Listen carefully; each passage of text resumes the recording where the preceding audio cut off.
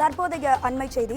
அண்ணா பல்கலைக்கழக வளாகத்தில் மாணவர்களுக்கு பாதுகாப்பு வழங்க ஐவர் குழு அமைக்கப்பட்டுள்ளது.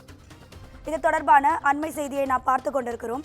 அண்ணா பல்கலைக்கழகத்தில் மாணவர்களுக்கான பாதுகாப்பு அம்சங்கள் குறித்து ஆய்வு செய்ய ஐவர் குழு அமைக்கப்பட்டுள்ளது. இது தொடர்பான கூடுதல் தகவல்களை தருவதற்காக நமது செய்தியாளர் கீதன் இணைப்பில் இருக்கிறார்.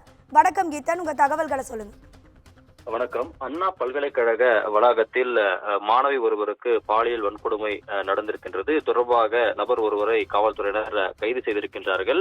இந்த நிலையில கல்லூரி வளாகத்திற்குள் இப்ப வேற ஒரு வன்கொடுமை சம்பவம் நடைபெற்றதை தொடர்ந்து அண்ணா பல்கலைக்கழகம் பல்வேறு நடவடிக்கைகளை எடுக்க முடிவு செய்திருக்கின்றது.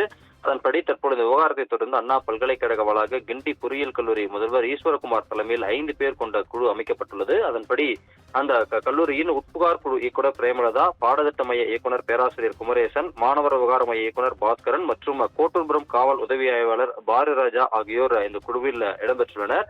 ஐவர் குழு இன்றைய தினமே இந்த ஆலோசனை கூட்டம் நடத்தி மாணவர்களுக்கான பாதுகாப்பு அம்சங்கள், கூடுதலாக கடைபிடிக்க வேண்டிய நெறிமுறைகள் குறித்து அரசுக்கு அவர்கள் பரிந்துரை செய்ய இருக்கின்றார்கள். குறிப்பாக வளாகம் முழுவதும் சிசிடிவி கேமராக்களை 24 மணி நேரமும் செயல்படக்கூடிய வகையில் பொருத்துவது, வளாகம் முழுவதும் காவலர்கள் ரோந்து செல்வது, மாணவர்கள் மாணவிகள் விடுதிக்குள்ள செல்ல வேண்டிய நேரம், அதே போல வெளியே இருக்க வேண்டிய நேரங்களுக்கு கட்டுப்பாடு விதிப்பது, அதன்படி 6:30 மணிக்கு மேல் மாணவர்கள் விடுதியிலிருந்து வெளியே செல்வதற்கு அனுமதி இல்லை என்கின்ற அந்த ஒரு முடிவையும், அதே போல கல்லூரி வளாகத்தில் கட்டாயமாக பேராசிரியர்கள் மற்றும் மாணவர்கள் கட்டாய அடையாள அட்டை அணிவது மற்றும் வெளியாட்களின் நடாமட்டத்தை கண்காணிப்பது உள்ளிட்ட அம்சங்களை அரசுக்கு பரிந்துரை செய்ய இருக்கின்றார்கள்.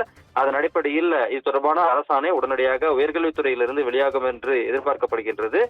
இந்த பாதுகாப்பு அம்சங்கள் தொடர்பாக அண்ணா பல்கலைக்கழகத்தின் அந்த ஐவர் குழு கூட்டம் இன்றே நடைபெறும் என்றும் தகவல்கள் தெரிவிக்கின்றன. உங்க தகவல்களுக்கு நன்றி கீதன்.